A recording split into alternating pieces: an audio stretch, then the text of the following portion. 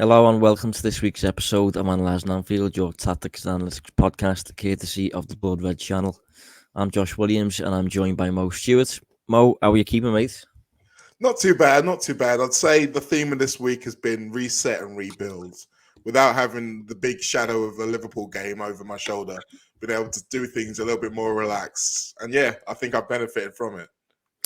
Yeah, well, there's not a lot going on the Liverpool scene. Obviously, it's international break week. Um, I thought it was a bit grim the other day where we got the Bellingham news at 9 a.m. That was a great start to the day, really. Yeah, on a Monday as well. Yeah, No, I mean, like start the week right. Why don't you? exactly, yeah. People fuming on the first day of the week, first thing in the morning. So I suppose we could have talked about that a little bit, but overall, there's generally not a lot going on. So we're going to keep going with the Q&A that we had last week. Obviously, we didn't get through everyone's questions. We never do. We probably never will.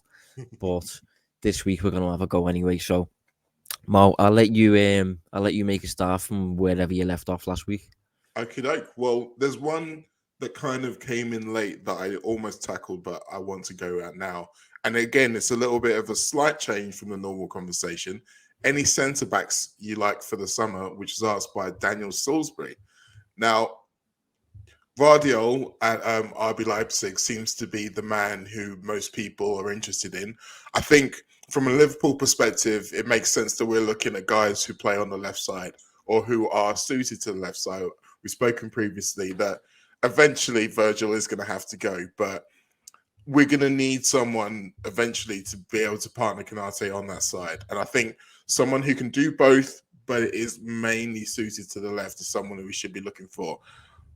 I have some doubts around Guardiola, to be honest with you. I think he can be a little bit rash at times. And I think it's a hard school as a centre half, and particularly as a young centre half. You've got a lot to learn. And the more experience you can get in the tank at that age, the better.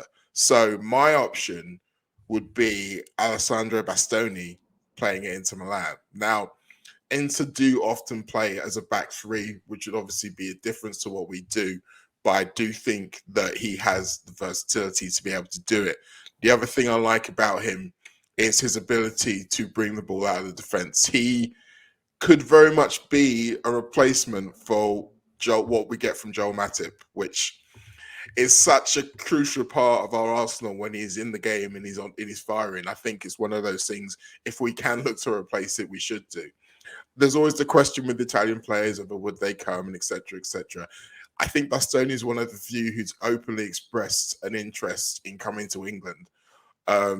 Inter Milan probably see him as one of their better players, so it might be tough to get him out. But I think if we're selling a big rebuild and we say to him, we want you to be the cornerstone of our team going forward, I think his head will be turned. So yeah, Bastoni would be my pick, I think.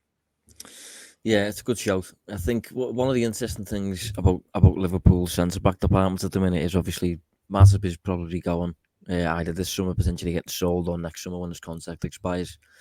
And but even with him in the team at the minute, if you look at Liverpool's options, we've kind of got five if you include Nat Phillips, and all of them are right-footed. And you mentioned there about having a player for the left side. Our player for the left side at the minute is right-footed in Van Dijk. And that's kind of like, I mean, I suppose it's Virgil, so you make accommodations for that. But if you look at our rivals in the Premier League, it's not something that other teams are doing. Man United have just bought Lisandro Martinez because of that. Mikel Arteta was very keen on Gabriel and Pablo Mari when he first took charge, both because they are left-footed. Pep Guardiola with Laporte, one of the reasons he signed him was because he was left-footed. So it'll be interesting to see who Liverpool look at if they were to move, and how much they prioritise that whole left-footed centre-back thing. One left-footed centre-back who is... I'm curious that he's never moved, and he's 26 now, is Pau Torres at Villarreal. Whether 26 is too old or not, I don't know. I do think he's a good player. I do have some doubts in certain departments, but in terms of left-footed players, he's probably right up there, really, with the left-footed centre-backs on offer. Another one, potentially, I mean, we're not going to get him now, actually, to be honest. But I flagged him a while back when we had that injury crisis, and it was Sven Botman at the time. He's left-footed. We obviously didn't get him. He went to Newcastle in the end. But yeah, it's difficult with centre backs. I think there's a lad at Benfica as well. Is it Antonio Silva? Yes. I think he's still a teenager, but he looks very good. But he's right-footed though, so it's a difficult one. There doesn't seem to be as many as you would expect. And I think having someone like Virgil, who's so adept at playing on the left, but is actually right-footed, almost convinces you it doesn't matter. But it really does open up the pitch, particularly if like Bastoni or someone who can advance with the ball and get into attacking situations. If your defender's trying to block him off, if you can't play on his left side, then you can just basically send him into traffic in the middle, and the ball will break down. You can get it back. If he can go on the outside, he can play a pass out to the left wing and keep going. So I think it opens up a whole different range of attacking options if you've got a guy who can actually be dominant on his true side that he's playing on. I mean, like you say, Virgil is Virgil, so he kind of makes it work.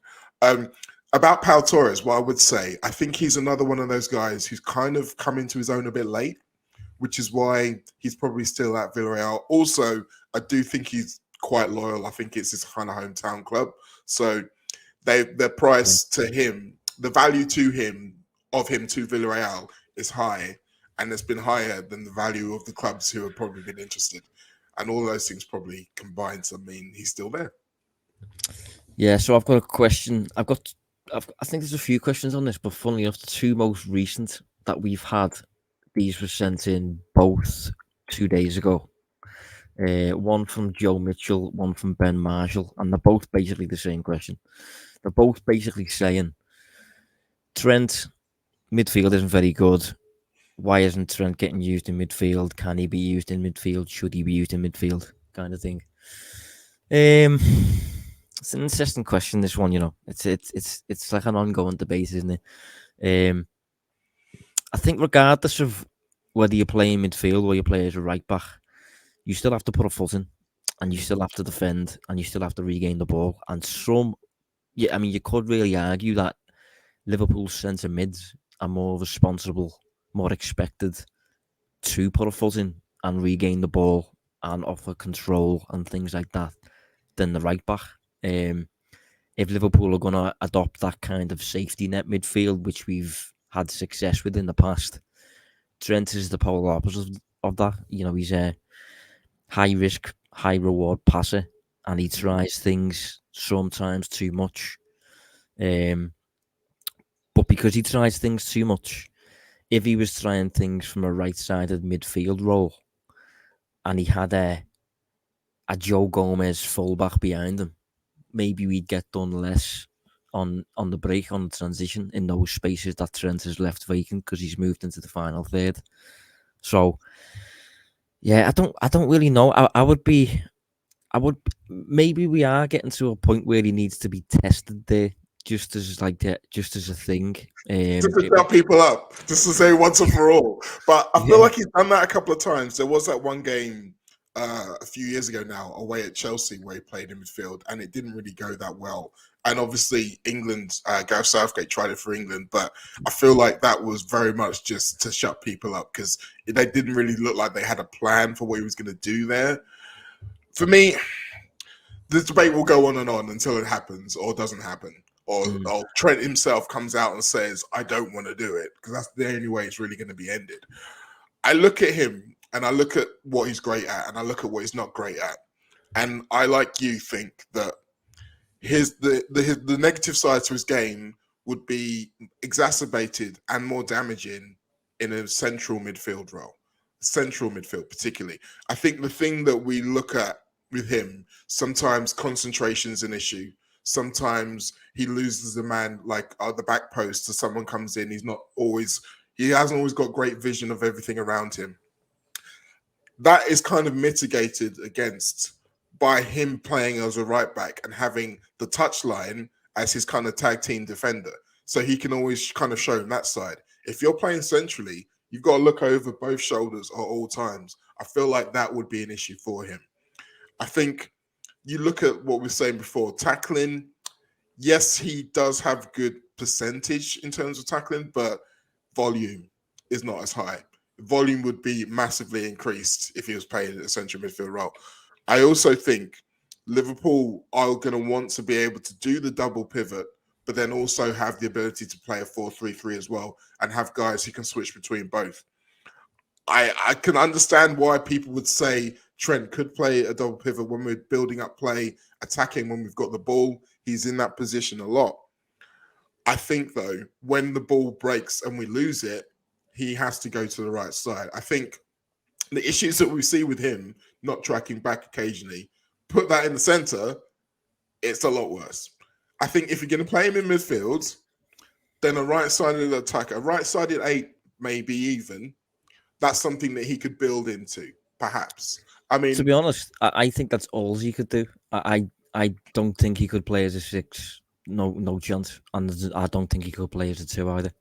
I mean, even within the branch of what I was saying about him being in midfield for the build-up, I'm looking on SofaScore now, and it has a season heat map. And there is only one tiny speck of yellow inside the center circle. Everything else is to the right of the center circle. So he really doesn't operate in the center that much. I think if you're playing a double pivot and maybe you want to have a look at someone else as a right-sided attacker, maybe at a point when Salah's either playing centrally or have been substituted for whatever reason, or it's a game where maybe you don't think you need Salah. I think as a right-sided attacker in a 4-2-3-1, I think you could see some benefit to him there because, again, you can have a defensive structure behind him, but you're still getting the attacking nature of him. He's still got some space to move into, which I think is important with Trent. But I do think all of these questions around where Trent should play will be dissipated once we get a midfield in place, like you said, that has energy, that has pressing, that has structure, that brings him back into playing the way that we all know that he can play. I think that is really still plan A. Yeah, I think the bottom line is no matter where on the pitch you put him, he is always going to play like Trent. He's always going to be that high risk player who tries all kinds of things. And because he tries so much, when you lose the ball, if you're not in a position to regain it, if you're open, if you're slow, second balls aren't very good, you will get done going the other way. That's the kind of player Trent is. He has to be accommodated no matter where he plays on the pitch. So he's only become a problem since Liverpool's midfield has stopped regaining the balls that are defended after he's tried something, if you get what I mean. Yes. So with the ball, I think Trent could probably play as a midfield 8. I think he will be fine as a right back once he's accommodated. But defensively, I do understand some of the concerns, like because I don't think it's a myth that he's bad defensively. I've seen some people say that like it's exaggerated and things like that, and maybe in some small cases it is, but I do think it's just generally a fact that he's just not that good defensively. If I'm honest, it's kind of like watching. I've said this before a few times. It is like watching De Bruyne play as a fullback, and he's extremely dangerous when he's on the ball, but when he's defending, he's just not as good at it as maybe Robertson on the opposite side. That's undeniable. I think for me, it's almost as if to say it's not that he can't do it because he can do it. It's that you can't rely on him to always do it. So whereas there are times you watch a game and maybe there's 7 or 8 times where he does it really well. The problem is that's probably 7 or 8 out of 25. And the reason it's so high is because the opponents still see him as a point of weakness in the team because he's not as consistent as the others. If you send 25 balls towards Virgil van Dijk, you're probably still going to lose 20 of them if you're an attacking team. And I think the attacking teams know that. Whereas at Trent, if you put enough volume at him, the averages say that you are going to get some joy.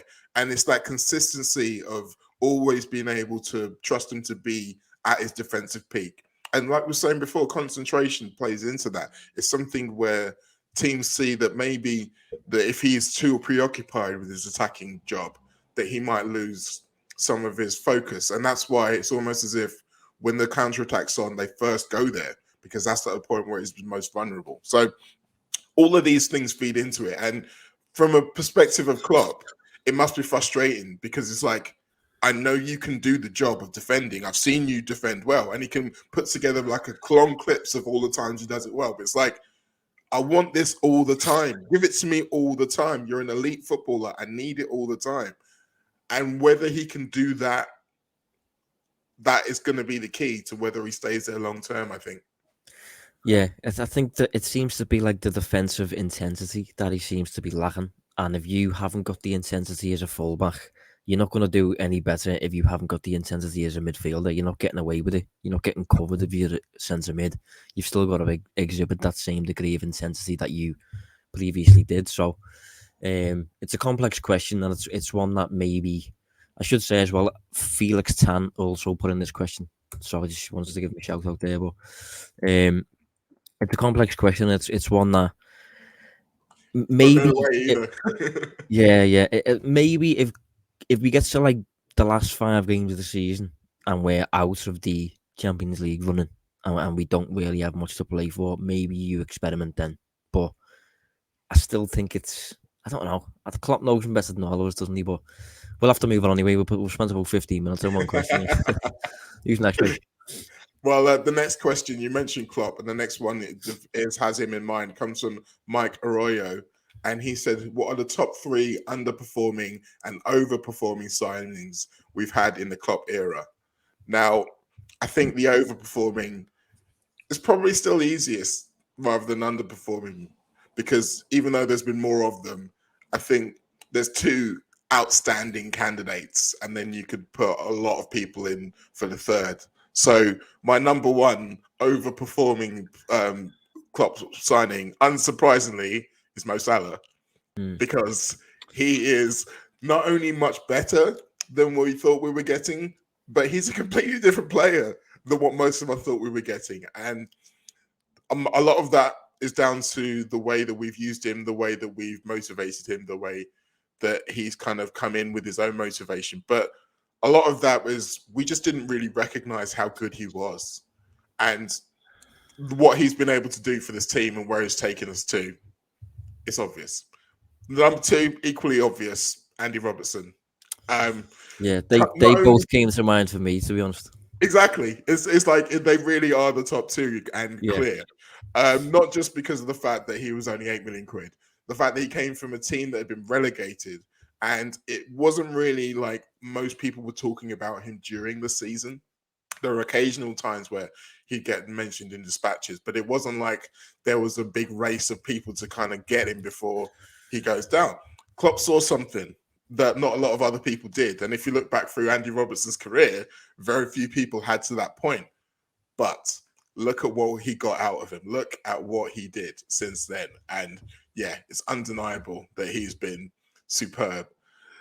Number 3, like I said, could be loads and loads and loads of people. But because of how early on he was, how fundamental he was to the evolutions of both the kind of funky getting it together Klopp team and then the superstars, and the fact that he cost nada, I'm going for Joel Matip. And again, someone who we didn't know a lot about when he signed. There wasn't lots of people saying this is one of the most promising guys. I mean, there were some, but I don't really feel like even between then and now, there was as much interest and knowledge of the Bundesliga. And so he was relatively under the radar. And again, he was nothing. He cost nothing. And he's given us so much. So that's my top 3 overperforming. Underperforming, this is where it gets tricky, because generally, there haven't been very many misses. Like Klopp has bought 51 footballers for a total of 661 million pounds. And there hasn't been a lot of them that have not been worth the money. So I've had to start being harsh on people. Now, unfortunately, where we are in the world, I don't think anyone would say my first one is harsh, and that's Naby Keita. And it's like, we can't sit here and say that he hasn't done any good things, because I've argued for him And I've spent a lot of the season saying that he should be playing more. But the fact remains that when you consider his Liverpool career as a whole, and as we are undoubtedly coming to the end of it now, you have to, it has been a disappointment. And the reason that he's a number one is partly because, like I say, he has got good qualities. We just haven't seen them. But also how much it costs, how protracted that deal was, how long it took, how long we were longing for him, how great he looked. Part of that isn't his fault. The way that Leipzig played at the time was slightly different to what we were doing. But all those factors come into it. And I think, yeah, it has to be him at the number one spot. Number two, this is where it gets harsh. I'm putting Karius at number two. And the reason I'm putting Karius at number two, he didn't cost a lot, cost less than 5 million quid. But we had a problem at the time in Simon Mignolet. It was undoubtedly a problem. And Klopp was like, this is the guy to solve the problem. He went back to one of his former clubs in Mainz, someone who had promise, someone who Noagan was talking about once again. He was like, yeah, this is my guy. And as we saw, he unfortunately could not be the guy. Now, I have obviously got sympathy for him for the way it went down. I do still think he's getting a raw deal over that. But the consequences of that on his subsequent career are undeniable. And now we're in a situation where, whether it's unfair to him or not, it hasn't worked. He did underperform as a Liverpool player. And so that's why he makes this list. Number three, some people are going to be angry about number three. Now, I think it's very easy. See, I'm okay. Full disclosure, I'm trying to decide between Alex Oxlade-Chamberlain and Xherdan Shaqiri. And Okay. some people would be surprised to hear me say Xherdan Shaqiri. But the reality is, he was a fella of moments at Liverpool, as in you can remember his highlight reels, the goals he scored. But that was very much feast and famine. There were long periods of time where we weren't getting what we expected, what we needed, what we wanted from him. It was seen as a kind of like a free hit, almost a very low bar, low risk, low reward. But it was still like £13 million. And when you consider the list of people of, as I say, signings that didn't necessarily do what we hoped they would, very few of them others are higher than that, apart from obviously Alex Oxlade-Chamberlain. Now, again, when I mentioned Naby Keita, I said a lot of it wasn't entirely his fault. With Alex Oxlade-Chamberlain, undoubtedly that is the case. We can all know exactly why it didn't turn out the way it wanted it to, and it wasn't his fault. But the fact remains that we are where we are. And there are times now, I think he's been kind of hindered by the fact that we are still using him in a way that he probably can't be used. Like, I wrote a piece last week talking about the legacy of Liverpool midfielders who injuries become the dominant narrative in their career. And I mentioned Lucas, because he just retired. I mentioned Adam Lallana, who's just signed a new contract at Brighton. And how when they left Liverpool, the assumption was they were pretty much done for. Like, top-level football was beyond them. They were going somewhere else. They're going to play on, but they weren't really going to be able to affect the game. Lucas played on in Lazio for another 5 years. As I say, Lallana's just earned himself another contract. So what I mean is, Alex Oxlade-Chamberlain could go somewhere else, to Southampton, maybe even a West Ham, and suddenly look like a great footballer again. But that also kind of proves the point that he's underperformed in what we wanted him to do at Liverpool. So, like I say, it's harsh, but these are where we are. Yeah, I would agree with most of your picks. I think my top three overperforming would be Salah, Robertson. My third, I think, would be Sadio Mane. I think Matip's a good shout, but I think Mane arrived from Southampton. It was a very fair fee, probably, I think you could say. And although Salah probably assumed much of the spotlight, I think Mane was just still ridiculous, constantly available, and an absolute monster on the defensive side. Going forward, just such a versatile player. We saw when he eventually started to play like Firmino that he just mastered it and just made it look dead easy, dead quick. So yeah, Mane would be right up there for me. And in terms of underperforming, I would agree with Keita. I would agree with Karius, but my third would comfortably be Alex Oxlade-Chamberlain, and I'd probably have him really close to Naby in terms of being underperforming. I think to an extent it hasn't been his fault because obviously you have to throw in their injuries, and up until I think the Roma injury he was doing quite well. But I can't help. I struggle with he's a player who naturally you could argue has more potential than Jordan Henderson, for example. And the two coaches that Ox has worked under throughout his career, Arsene Wenger and Jurgen Klopp, two absolute masters of harvesting potential and getting quality and refining rough diamonds, if you like. And I think when you've had them two coaches over the course of your career, okay, injuries, yes, but I mean, you've had the platform there for me. You've had the platform, and I think when I see him play, like when I see Naby play, sometimes I'm a bit like, yeah, it's just injuries, and he's so unfortunate. I remember watching Sturridge play and thinking, yeah, he's got so much quality, it's just injuries. When I watch Ox play, it's not just injuries. He's just not a very. I don't know. His decision making it frustrates me a lot of the time, and I think he's never really nailed down a position. And I think he's a bit. His decision making is the main thing for me. I think he makes really stupid decisions on the ball, and he looks really raw and really uncoached almost sometimes, and he shouldn't. He really shouldn't. No, I think that's fair. One thing I would push back on is I do think there was a period where he did look like he made that position his own, and it was in the lead up to that Roma game. Yeah, I agree.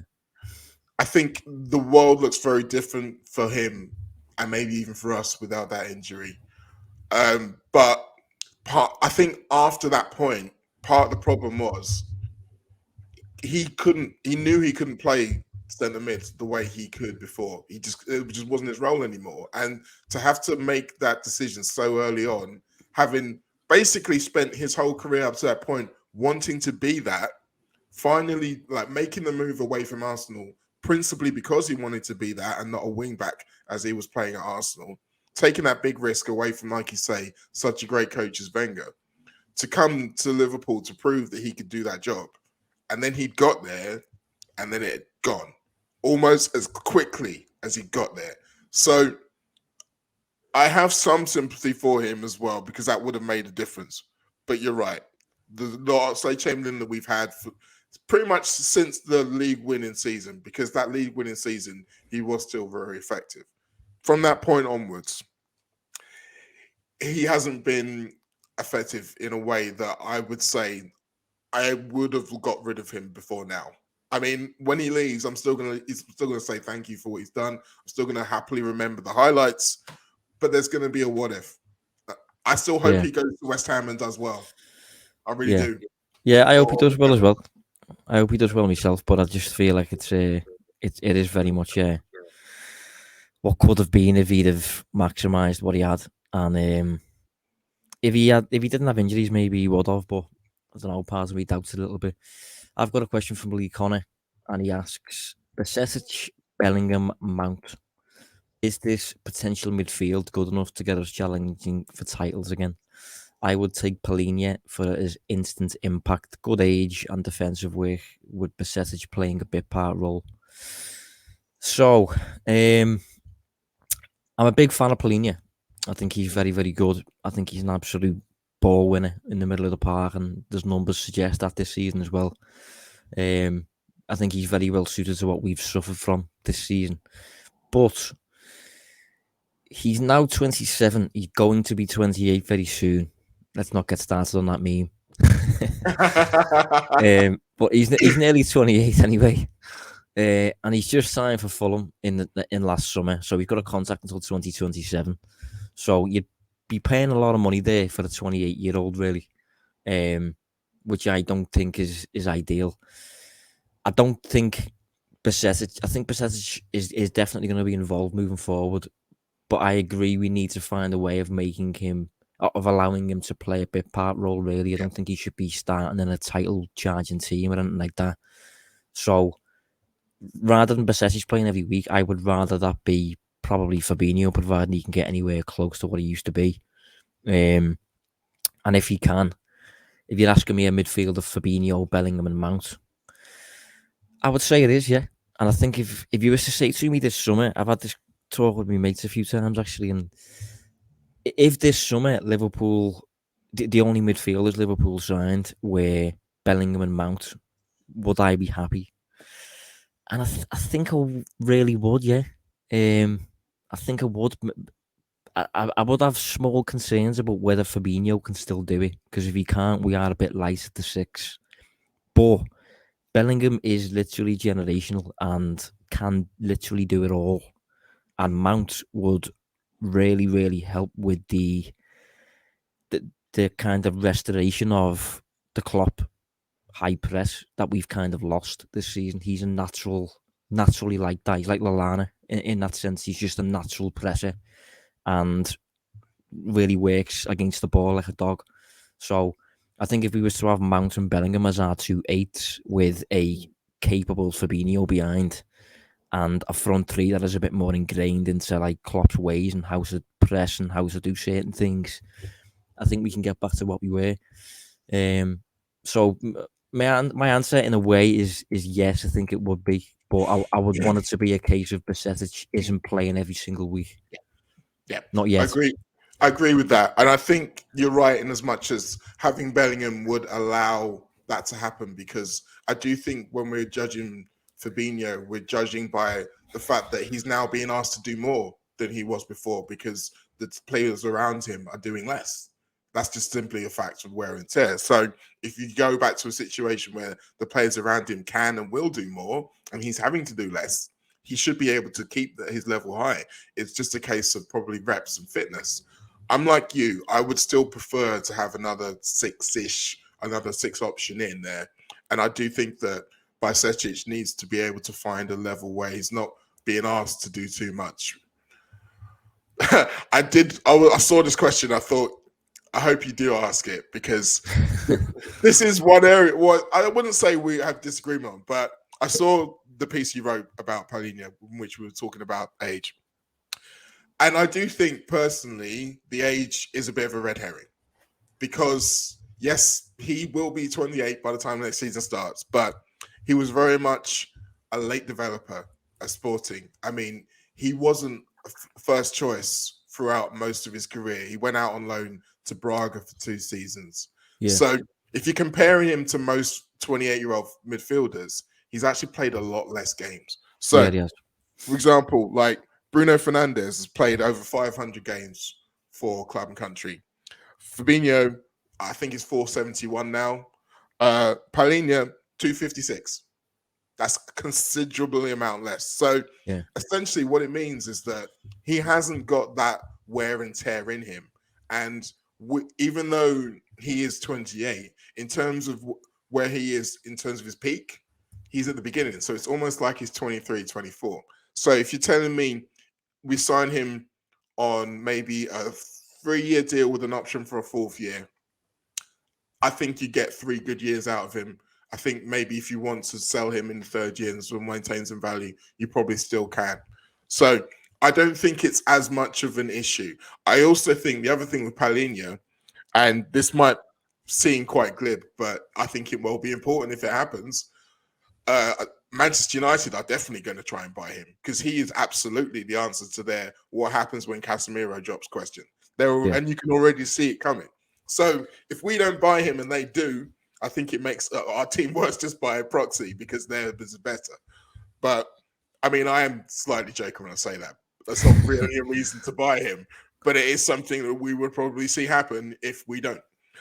No, I do agree. I do think he fits the mold, and he is kind of exactly what we haven't had. And you know, he's even like 6'3", like he's a really physical presence and things like that. And he's natural in that 6 and proving himself in the Premier League this season. So I do really like him. And if Liverpool went for him, I wouldn't necessarily be like, you know, what are they doing there? I would understand it.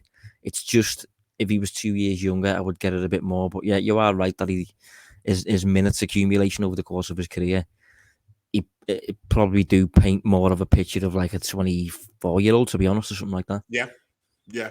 And I think that because he's come into it late as well, he would be able to attack it. I think you see the way in Fulham, he hasn't been there very long, and yet he's already someone who's one of the more vocal players. He's very much a tone setter in terms of his tackling with them, and he hasn't exactly been meek when he's come into it. And again, if you compare him, if you look along the timeline of sporting midfielders past and present, obviously Mateus Nunes is someone who we were all talking about, myself included, at the beginning of the season. As the season's played out, I've had probably more doubts about him, specifically in terms of his discipline to be able to play the position the way we want it, and less about Palhinha. And that just shows the benefit of having someone come into England and see how they look in England, because I do think it's still something for players to have to adapt to, and not just about the league and all of those things, but just how certain things are refereed, what you can get away with, what you can't get away with. And in central midfield, that's probably more important than arguably any other position. Yeah, I agree, mate. Whose question is it? Was it mine or yours? I think it's mine. Okay. Okay, yeah, here we go. I was just trying to find it. Someone I was looking for. So this question has been asked by Richard Smith, and it's also kind of been asked in a way by someone else. And there's lots of kind of talk about midfield options, and we might as well do it. We might as well do it one time. And it's what he's asked is, if we don't get Bellingham, who is the best alternative? But others have asked for, if you had 140 million, what three midfielders would you buy? Someone else I can see who asked that question. Actually, I can't see. Damn it. There's been quite a few along those lines. Carl Rooney. Sorry, Carl Rooney asked that question. So the thing about having Bellingham, as we've mentioned, he's a generational player. He does the work of more than one. So the idea of having one player who can kind of be like a Bellingham light, there isn't really. Like, I've kind of looked for him deep within the squads. There really isn't anyone who's that close in all of the things that he brings. So it's going to have to be a composite. Now, I think what I would do without him really does change what I would do with him. And so, for example, if I'm looking at three midfielders, I'm thinking of all of the parameters we need to look at. I want one of them to be someone who can hit the ground running, as in someone not necessarily who's going to have a long adaptation period, whether that's someone from the league or someone who's a little bit older, more experienced. One of them's going to have to be homegrown/British. I think that's just the lay of the land. We're still unsure about some of the guys who are homegrown who are in the squad in this position. So I think it would make sense to bring another one in for whatever reason. And if we're not bringing Bellingham in, then that definitely becomes a life situation. So I want to also, you got to think about the attributes. So I'd want someone who can play as a six, that's for sure. Someone who has the attributes of a six, but predominantly does play as an eight, a box to box. And then a guy who can give you goals. Those are kind of my three, what I want of the three midfielders. I mean, I want them to be adaptable, essentially, but if you're kind of breaking it down, that's what I'm looking at. So because you aren't getting that presence, that personality of Bellingham, I am picking Palhinha as one of my three. And I was tempted by the guy who's there now, who's replaced him, Manuel Ugarte, who's a very good player. And I think will grow into a very good player. And again, I wouldn't be upset if we did target him. I just think in terms of the makeup of a three-man guys coming in, when you consider the amount of upheaval that's going to be in that midfield, like, we have to think about the real-world situation, the real-world problems of this. If there's 4 or 5 guys coming out, 3 or 4 guys coming in, you need people who can pick it up quickly, who can go out there and show what they want, show their game straight away. And as I said, Palhinha has done that with Fulham. So he's my first pick. My boxy 8, I considered Yusuf Fofana, but again, I think I probably want a little bit more attacking thrust. I love you, Yusuf. And if we were getting Bellingham, I'd probably still go for him. But I've gone just for Manu Kone, just above Kefren Turam as well, who was very much in the mix. I think in terms of what he can give you, he's still very much a big mold of clay. you can turn him into whatever you want him to be. But the natural ability to carry the ball, to have the presence of mind, to be able to distribute it well, but also be dangerous going forward, break up attacks, and tackle well. I just think he brings so much to the game: energy, pressing ability, all of those things. The third one's actually the hardest one. It's the one that I actually struggle with the most as an attacking midfielder. And as I say, if we're not going with Jude Bellingham, I'm having to bring in an attacking British midfielder. And my choice is Jacob Ramsey. Now, a lot of people will be surprised about Jacob Ramsey, but I think that he's already shown me that he can be more talented than he's been allowed to be at Aston Villa. I think about the way that Steven Gerrard wanted to play him as kind of like very much an attacking eight, box-to-box kind of guy. I think about the role he's now fulfilling under Unai Emery, where he's more of a right-sided forward in the 4-2-3-1. And he's excelling at both. And he's someone who has arrived late in the box. He's got a shot on him. He's scored a lot of goals. So he's a guy who's got a lot of upside. Out of interest, could that player be Mount? It could. And the only reason why I had Ramsey over Mount is I think price. I think Chelsea are still going to make it really difficult for us. And again, I think if we're in a situation where we're looking to do 3 midfielders and something in defence as well, which we might well be, then anywhere we can sneak in some extra value, I think it works. Now, like I say, if we ended up buying Mason Mount, I'd be happy. I think that it's easier for us to meet all of our objectives if we go for someone like Jacob Ramsey, who's probably, if you're looking maybe 45, 50 for Mount, I think you're probably looking at maybe 30, 35 for Ramsey. And I think that might well be a significant difference, particularly when you throw wages into the mix as well. Yeah, so I've got a question from Alex Webster, and he basically says, if you was Klopp and you was given a decent budget this summer, what would your dream transfer window consist of, both in terms of incomings and outgoings? I think obviously number one would be Bellingham. Number two, I would like Mount. I would be a big fan of Liverpool getting Mount. I would let Naby leave. Obviously, I would let Oxlade-Chamberlain leave. I would probably sell Nat Phillips. I would listen to offers for Matip if there was any to come in. If one of them did come in and we sold Matip, I would look for a left-footed centre-back, ideally. But I don't know if he's got Guardiola left-footed. I think he is, isn't he? Yes, yeah. Yeah, well, he would obviously cost an awful lot. I think he'd be almost impossible to land, but he is a Liverpool fan, and we do have a relationship with Red Bull by the looks of it. True. Say that again. No, it's true. It's true. We do, and it would make a difference. Yeah, and I don't know if we could potentially do a Chelsea there by just kind of paying a lot of money for him, but doing it over a longer contract, potentially, like we're probably going to do with Bellingham if we get him. And then you're spending a lot on a new centre back in Guardiola and a new centre mid in Bellingham, but you're spending a lot on 2 lads there who one of them's 19, one of them's 21. They kind of take care of you for the next decade.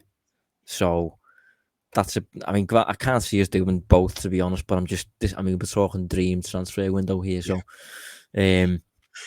but yeah, I think that would be a serious kind of window where we like a statement window if we was to get those 3 players. You got absolutely proven elite game winning quality there in all 3 players. I think the attack is pretty much fine. I think if Matip was to stay, the back line would probably I am of this opinion that the back line is mostly fine, even though it's looked awful this season. And I think it stems again from the midfield. I have been pushing all season that if you fix what Klopp labels as the engine room, if you add the energy back to the engine room and you put players in there who are going to win the ball more than they have done, you will fix a lot of the problems, and suddenly the defence will look protected and all this stuff. So I don't think we need that much. I really don't. I don't think we need a massive overhaul. People talking about, like, 300 million and all this nonsense, and I just don't think we need that much. But we need to make a few statements, a few marquees, I think. No, I agree with that. I agree with most of that. I would have Bastoni ahead of Guardiola for the reasons I outlined earlier in the show. But outside of that, it's pretty much the same. I think the interesting thing for me would be if they become serious, close to valuation offers for some of the others. I think we may be getting close to a scenario where we can only really carry, in terms of injury records, one of Matip and Gomez. And while obviously Matip is the most obvious one to go because he's older, and obviously Joe's obviously a right back cover as well, I do think in terms of who would be easier and more okay with being fourth choice centre back, I think it's probably Matip. So if you think you can still get production out of him as much as you want out of a fourth centre back, then go for it. But the problem is that we've already seen the history of Liverpool says that the fourth choice centre back actually plays a lot more than you realise because the others are not a lot or injured. So yeah, it's a bit of a circular situation. I think in midfield, there are a couple of guys for whom, if serious offers come in, there might be conversations around. I'm not 100% sure whether or not those offers will come in, but I think that would come into it. But I think there's a fair few players in the squad who, after this season, you would think about if you had a bid or had interest or anything like that. Whereas the same question like 10 months ago would have been a straight no, probably. But I think now there's quite a few players in the squad where you're just a bit like, we'll think about it maybe. I don't think there's that many that are safe. And there's an argument to say that it's disrespectful to them because of how good they were 6 months ago. But the fact remains is that football is fluid. Like, you have to assess on what you have in the moment. You can say, like we were saying before, once we get these guys in, these guys are going to look better. And you can project that based on what you've seen previously. That's fine. But the fact is that if you're still asking the same people to do the same job in the same way and they aren't doing it, there gets to a point where it's like, well, maybe they just can't do it anymore. Or maybe the player that we hope they would turn into just isn't there. And then we have to make decisions because we don't want to get into situations where we know that there's guys in the squad who can't really do it anymore. And we're just having to wait until they leave because no one else really wants them. Yeah. Who's next? Good question. Well, I wasn't sure whether you were going to tackle this, but you haven't yet, so I'm going to go into it on your behalf.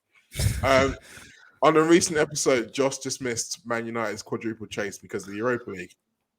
I don't want to see it happen. I don't think it will be close in the league anyway. No, they will not. But Liverpool's run to the Champions League final went Inter, who were Italian champions, Porto, who were third in Portugal, and Villarreal, who was Spain, who were seventh at the time. Whereas Man United faced Barcelona, Real Betis, and Sevilla, with potentially Juventus still to come. So the stage is different, but the quality of opponent is similar. That is the argument of, let me find this person's name. Oh, God, I really hate the spreadsheet, you know. Ben Marshall, sorry. Oh, no, wait, it's not Ben Marshall. It's Larkin, sorry. Larkin. Yeah. So, this is an argument that has been put across. I would like to quickly throw in a caveat here. Larkin is wrong. I definitely did not say this. I don't know what he's on about, to be honest. Well, okay. I mean, I didn't say anything about the Europa League. I don't think. If I did say that United aren't going to win a quadruple, it was because of the league. The Europa League, they can absolutely win. That's absolutely plausible. That. But the Premier League, I've never believed that they're close to coming anywhere near top for that. No, I think maybe he thought that it wasn't as good as Liverpool's quadruple because they're chasing Europa League and we're chasing the Champions League. I think that might have been some of the accusation. But for starters, Larkin was wrong because we faced Porto in the group stage and we actually faced Benfica in the quarterfinals, who were the champions. And by that point, we had already faced in the group stage the champions of Spain in Atletico Madrid and the team that would go on to be the champions of Italy, AC Milan.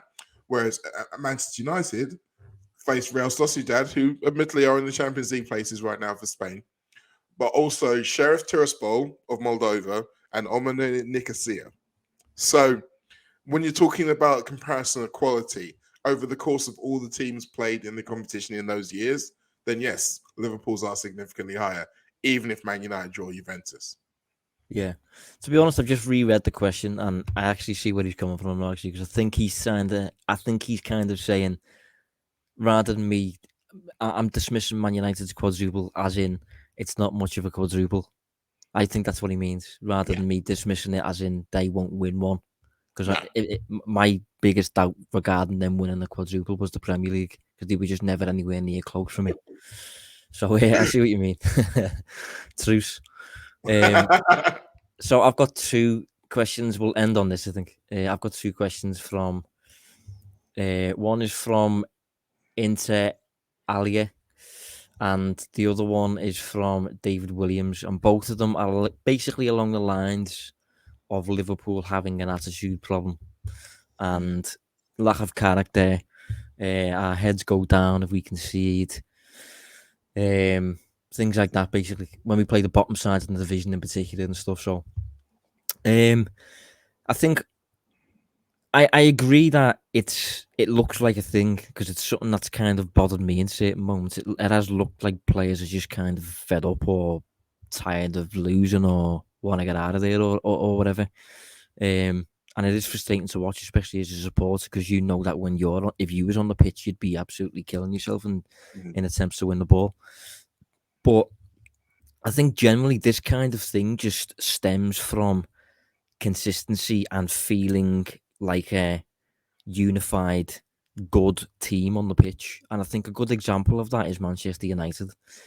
Very recently, we're talking like 10 months. You got to say the difference between Liverpool being literally in the hunt for a quadruple and being 1 point and one Champions League final away from securing it, and the Liverpool now is 10 months, by the way. 10 months is a really short space of time. So 10 months ago, Man United, I think, were coming to the end of the Rangnick period. It looked like none of them wanted to be there. Rashford was toying with PSG. Ronaldo was kicking up a fuss and all this stuff, and it did look like United had major character issues, basically.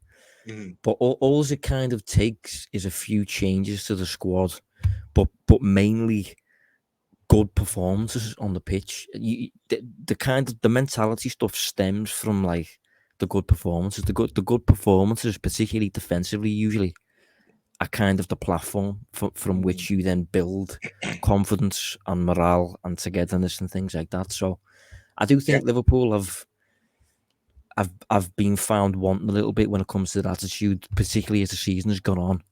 But I do think it just stems from the team's performances, and once that kind of turns around, say if we address the concerns in the summer in the transfer window, I do think very quickly Liverpool will become mentality monsters again. It's just kind of how things tend to go.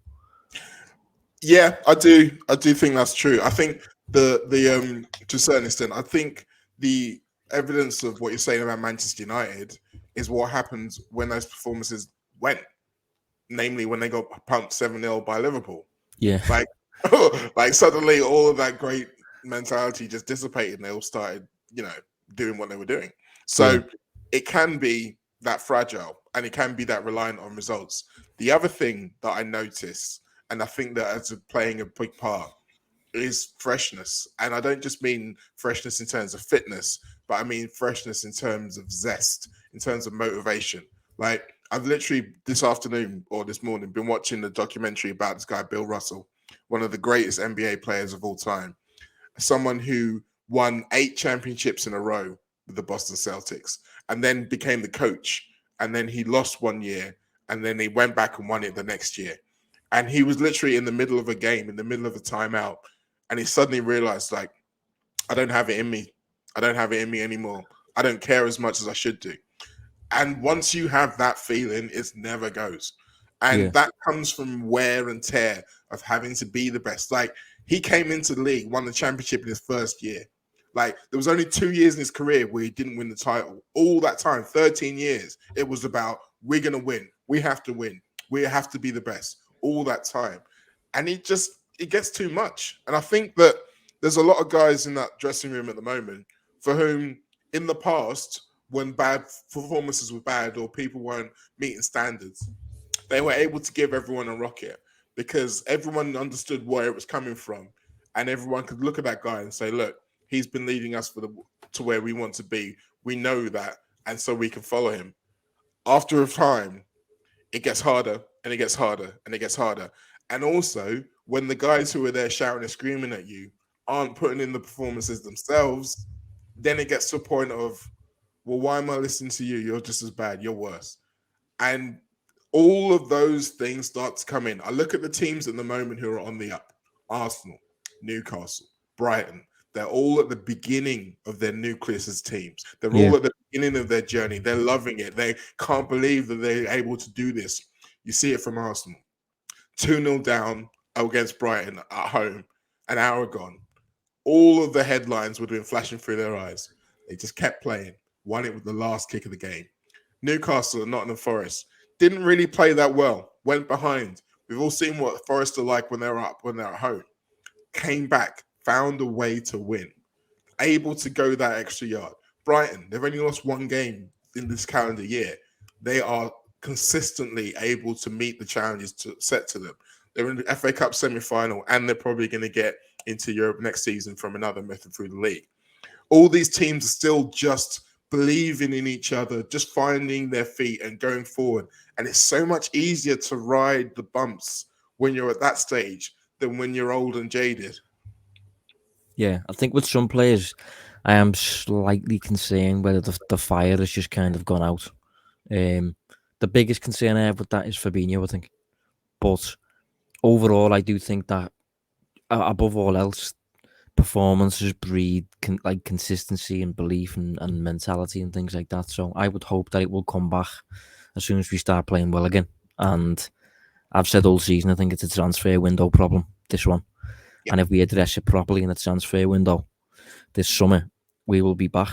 But yeah, we've got loads of questions that we haven't got through, as usual. As always. So yeah, so some shout outs. Chintan Barrow, Adam Zant, Leston Williams, Luis Goncalves, Salim Saeed, Ahmed El Tuni, Luke Young, Fraser Turner, Ryan Quigley, Roger Johnson. There's loads of them. So I will be answering 3 or 4 more on this week's newsletter, which I'll be sending later today. But if even after that I still don't get to yours, apologies. Try again next time. We'll have a go. But Mo, yeah, thanks for joining us, mate.